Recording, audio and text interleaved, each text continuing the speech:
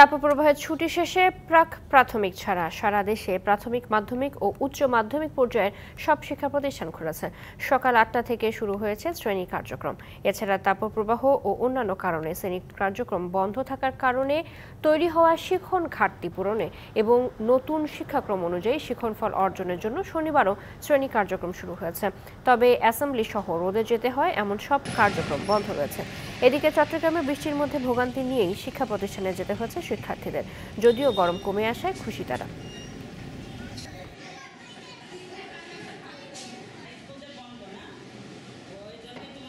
অনেকদিন পরে স্কুল আসছি, বন্ধুদের সাথে দেখা করতে পারবো, অনেকটাই ভালো লাগতেছে। আমি অনেকটা আনন্দিত।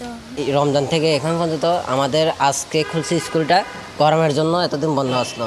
মধ্যে আমরা খেলতে পারছি, আবার পড়াশোনা করতে পারতেছি, সেটার জন্য আমাদের আজকে খুব ভালো লাগতেছে। 1, 2, 3 ঢাকায় জমি জিতে নিন 100% ক্যাশব্যাক সহ 20 কোটি টাকার পুরস্কার।